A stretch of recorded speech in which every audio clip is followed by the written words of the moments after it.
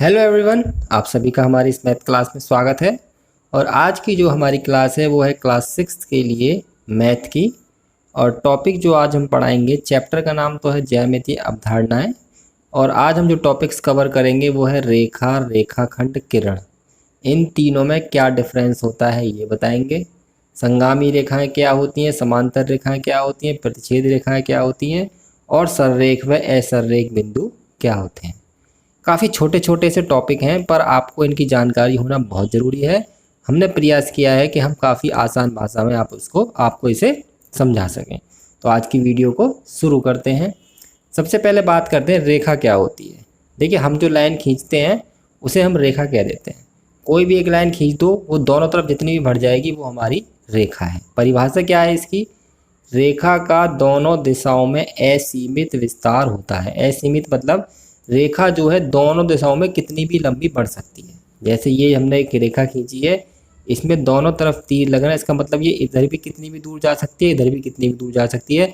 इसकी कोई लंबाई निश्चित नहीं होती, यानी कि रेखा की लंबाई अनिश्चित होती है।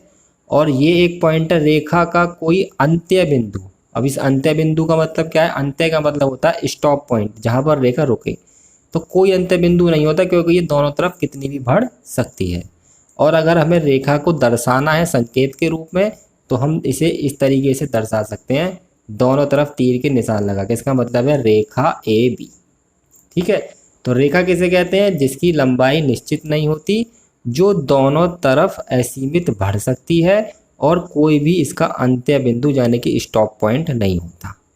अब बात करते हैं रेखाखंड की। रेखाखंड क्या होता है, इसका एक उदाहरण भी दे देता हूँ मैं आपको रेखा का। जैसे अगर आप देखते होंगे कोई सड़क जा रही है, तो आप देखेंगे सड़क अगर आप दाईं तरफ मुंह करेंगे तो भी लंबी लंबी जाती दिखाई देगी आगे तक, और बाईं तरफ करेंगे तो वो भी। तो वो एक रेखा का उदाहरण है सड़क।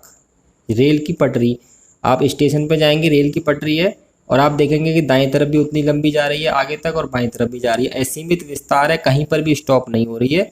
तो ये हमारे रेखा के उदाहरण होते हैं। अब बात करते हैं रेखाखंड। रेखाखंड की लंबाई निश्चित होती है। रेखाखंड के दो अंत्य बिंदु होते हैं। रेखाखंड रेखा का ही एक भाग है। अब मैं आपको इसे समझाता हूँ। जैसे मान लीजिए हमने कोई रेखा खींच दी, ये रेखा है, कितने भी असीमित विस्तार है इसका, यहाँ भी बढ़ सकती है, यहाँ भी। हम इसका एक 5 सेंटीमीटर का भाग ले लें, तो ये जो भाग जिसकी लंबाई हमने निश्चित कर दी है हमारा रेखाखंड। ये दो हो गए इसके अंत्य बिंदु, स्टॉप पॉइंट। यहाँ से शुरू है, यहाँ पे ख़त्म। समझ में आपको आ गया होगा कि रेखा और रेखाखंड में क्या अंतर है। रेखाखंड की लंबाई निश्चित होती है, रेखा की लंबाई अनिश्चित होती है। रेखाखंड के दो अंत्य बिंदु होते हैं, रेखा का कोई नहीं होता। और रेखा जो है असीमित विस्तार होता है दोनों दिशाओं में, जबकि रेखाखंड की लंबाई निश्चित होती है। अब बात करते हैं, तीसरी है हमारी किरण। किरण आपने पढ़ा होगा, सूरज की किरण आपने सुना भी होगा, सूरज की किरण, उसी से हम पढ़ लेंगे। सूरज की किरण को आप देखेंगे तो क्या पता चलेगा कि वो सूरज से निकल रही है और हमारी तरफ आ रही है। मतलब एक स्टॉप पॉइंट तो उसका है सूरज, पर पृथ्वी पर वो कितनी दूर तक आ रही है वो कोई स्टॉप पॉइंट नहीं है। ठीक है, बहुत नीचे तक आती है, किसी भी शहर में किसी भी जगह पर जा सकती है। तो किरण क्या होती है? किरण का एक अंत्य बिंदु होता है, मतलब एक स्टॉप पॉइंट होगा। समझ लीजिए सूरज है और यहाँ से इसकी किरण निकल के पृथ्वी पर आ रही है, तथा दूसरी दिशा में असीमित विस्तार होता है। तो किरण को कैसे हम दर्शाएंगे? वैसे किरण को दर्शाने के लिए हम क्या करेंगे, एक स्टॉप पॉइंट है तो एक ऐसी और दूसरी तरफ तीर का निशान। मैंने आपको रेखा को नहीं बताया, रेखाखंड को दर्शाने के लिए क्या करते हैं, सीधे एक रेखा खींच देते हैं। तो ये रेखाखंड को दर्शाना है। रेखा को दर्शाने के लिए दोनों तरफ तीर के निशान होंगे, रेखाखंड को दर्शाने के लिए किसी तरफ भी नहीं होगा। और किरण को दर्शाना है तो उसमें एक तरफ तीर का निशान होगा। किस तरफ होगा? जिस तरफ रेखा का असीमित विस्तार हो रहा है। समझ में आ गया आपको? तो रेखा का तो एक भी अंत्य बिंदु नहीं होता, रेखाखंड के दो होते हैं और किरण का एक होता है, यानी कि एक स्थान से निकलेगी और दूसरी तरफ जाएगी। जैसे टॉर्च हम जलाते हैं तो एक टॉर्च एक स्टॉप पॉइंट हो गया और दूसरी तरफ रोशनी कितनी भी दूर तक जा सकती है, तो वो हमारा एक किरण का उदाहरण है। समझ में आ गया आपको? रेखा, रेखाखंड और किरण, तीनों चीज़ें आपको अच्छी तरह समझ में आ गई होंगी। अब बात करते हैं सररेख बिंदु की। सररेख का मतलब है यदि 3 या 3 से अधिक बिंदु एक ही सीध में हों, अर्थात एक ही रेखा पर स्थित हों तो ये बिंदु सररेख बिंदु कहलाते हैं। ये तो हो गई इसकी परिभाषा। याद करना चाहें याद कर लें। मेन चीज़ होती है समझना कि संरेख बिंदु क्या होता है, जो एक ही सीध में हो। जैसे मान लो एक बिंदु ये है, एक ये है और एक, कम से कम 3 होने चाहिए, क्योंकि 2 मिला के तो रेखा ही बन जाती है, रेखाखंड बन जाता है। तो ये हमने खींच दिया, ठीक है। तो ये कैसे बिंदु हैं? सररेख हैं। कितने भी हो सकते हैं, 5 भी हो सकते हैं, पर एक सीध में हो। ये कैसे बिंदु हैं? सररेख हैं। अब इसमें एक बात और कही है, एक ही रेखा पर स्थित हो। जब वो मिलाकर एक रेखा बना रहे हैं तो एक ही रेखा पर स्थित होंगे। मान लो कोई रेखा है और इस पर कोई बिंदु ले रहे हैं हम, तो वो सारे कैसे होंगे? सररेख होंगे, क्योंकि वो एक ही सीध में है। तो सररेख बिंदु कौन से होते हैं? जो बिल्कुल एक ही सीध में हो। इसका ठीक उल्टा है असररेख बिंदु। परिभाषा भी ठीक इसकी उल्टी है। यदि 3 या 3 से अधिक बिंदु एक ही सीध में ना हो, अर्थात एक ही रेखा पर स्थित ना हो, तो ये असररेख बिंदु कहलाते हैं। जैसे मान लो एक बिंदु ये है, एक 2 तो सीध में और एक आ गया टेढ़ा, तो ये बिंदु मिलेंगे तो ये सीधी रेखा नहीं बनेगी, तो ये क्या हो गए? असररेख बिंदु।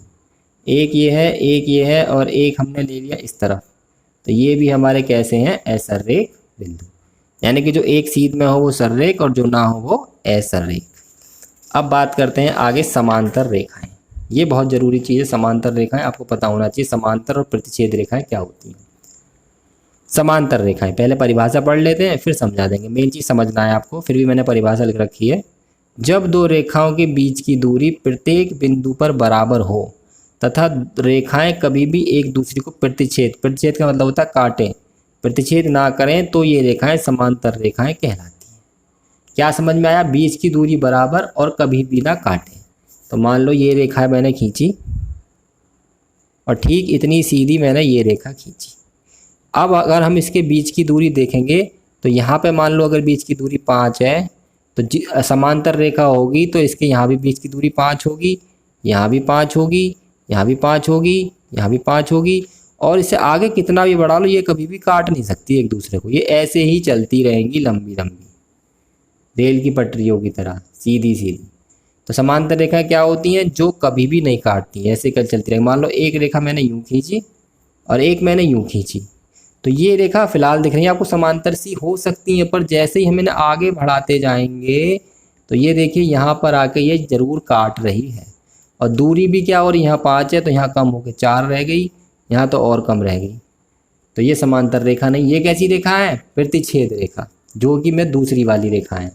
समांतर रेखा क्या होती हैं? जो कभी भी काट नहीं सकती एक दूसरे को, चाहे कितना भी आगे बढ़ा लो इन्हें, इतनी ही सीधी चलती रहेंगी और इनके बीच की दूरी हमेशा सेम रहती है। किसी भी पॉइंट पर नाप लो, चाहे यहाँ नाप लो चाहे यहाँ नाप लो। और अगर मैं किताब आपको समझाने की भाषा में बताऊँ तो इन दोनों को जितनी सीधी ये है उतनी सीधी अगर ये हो तो ये हमारी समांतर रेखाएं होती हैं। प्रतिच्छेद रेखाएं क्या होती हैं? जो एक दूसरे को काटती हैं। जैसे ये 2 रेखाएं हमने काट दी तो ये हो गई प्रतिच्छेद रेखा। इसका ये जो बिंदु है ये क्या कहलाता है? प्रतिच्छेदन बिंदु। याद रखना है आपको, प्रतिच्छेदन बिंदु भी क्या होता है, ठीक। तो जब 2 रेखाएं एक दूसरे को कभी ना काटें तो वो समांतर रेखाएं, बीच की दूरी बराबर होती है। और जब 2 रेखाएं एक दूसरे को प्रतिच्छेद करें, काटें, तो वो प्रतिच्छेदन रेखाएं और बिंदु प्रतिच्छेदन बिंदु कहलाता है। अब आगे है हमारा बिंदुगामी। बिंदुगामी रेखाएं या फिर संगामी रेखाएं। आपकी किताब में बिंदुगामी है, आगे जाके संगामी रेखाएं भी आ सकता है। जब 3 या 3 से अधिक रेखाएं एक ही बिंदु से होकर जाए तो इन रेखाओं को बिंदुगामी रेखा कहते हैं। कैसे? मान लो एक बिंदु है और इससे एक रेखा ये गई, एक रेखा या रेखाखंड कुछ भी हो सकता है, रेखा कह देते हैं हम। एक रेखा ये गई, कितनी गई? 3 गई, 4 भी जा सकती हैं। तो एक ही बिंदु से जा रही हैं, दिख रही हैं आपको। तो ये जो सारी रेखाएं हमारी कैसी हैं? बिंदुगामी रेखाएं। अब मान लो ये एक बिंदु है, एक रेखा यहाँ जा रही है, एक यहाँ जा रही है और एक यहाँ से जा रही है। तो तीसरी रेखा जो है वो इससे नहीं जाकर इससे जा रही, तो ये वाली हमारी बिंदुगामी रेखा नहीं है। तो बिंदुगामी रेखा समझ में आ गया? जो रेखाएं एक ही बिंदु से गुजरती हैं, होकर जाने का मतलब है वहीं से होकर जाती हैं, वो कहलाती है हमारी बिंदुगामी रेखाएं। अब आगे हमने क्या है? सही मिलान कीजिए। मैंने 3 चीज़ें लिख रखी हैं, रेखा, किरण, रेखाखंड, और इनके मैंने लिख रखे हैं प्रतीक, कि प्रतीक के रूप में इन्हें कैसे दिखाएंगे। तो मैं एक बार फिर आपको रिवाइज कर देता हूँ। रेखा क्या होती है? जिसका कोई अंत्य बिंदु नहीं होता, दोनों तरफ असीमित विस्तार होता है। तो देखिए इसमें जो है दोनों तरफ असीमित विस्तार, तीर का निशान ये है कि तीर का निशान इधर भी आगे बढ़ सकता है, इधर भी आगे बढ़ सकता है। तो रेखा तो मिल जाएगी हमारी इससे। अब बात आती है किरण। किरण मैंने क्या बताया था, जैसे सूरज की किरण है, एक स्टॉप पॉइंट है, यानी कि एक तरफ तो पॉइंट है और दूसरी तरफ तीर का निशान, ये है हमारा किरण का। यहाँ से हम चलेंगे और दूसरी तरफ किताबें आगे बढ़ सकती है, पर ये पॉइंट हमारा स्टॉप पॉइंट है। तो ये हो गया किरण। और रेखाखंड जो है वो उसकी लंबाई निश्चित होती है, उसका दोनों तरफ ही स्टॉप पॉइंट होता है। तो ये हो गया हमारा रेखाखंड। हम जो कहते हैं ना कि 5 सेंटीमीटर की लाइन खींचे, रेखा खींचे, नहीं, वो लाइन नहीं होता, वो होता है लाइन सेगमेंट, यानी कि रेखाखंड। जो हम बोलते हैं कि चलो 5 सेंटीमीटर की रेखा खींचो, वो गलत है। 5 सेंटीमीटर की रेखा नहीं हो सकती, क्योंकि रेखा की लंबाई तो निश्चित ही नहीं होती। 5 सेंटीमीटर की हो सकता है रेखाखंड, अंग्रेजी में कहते हैं लाइन सेगमेंट। तो आगे से जब भी आप बोलें तो इसे सुधार कर बोलें, 5 सेंटीमीटर का रेखाखंड खींचें। तो आज की वीडियो में हमने आपको रेखा, रेखाखंड, किरण, संगामी रेखा, समांतर रेखा, प्रच्छेद रेखा, सररेख और असररेख बिंदुओं के बारे में पढ़ाया है।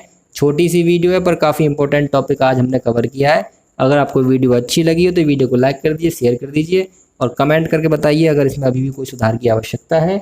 अगर आपको हमारी ये वीडियोज़ अच्छी लगती हैं तो हमारे चैनल को सब्सक्राइब जरूर कर लीजिएगा, क्योंकि हमारे चैनल पर रोज़ाना ऐसी वीडियो अपलोड होती रहती हैं।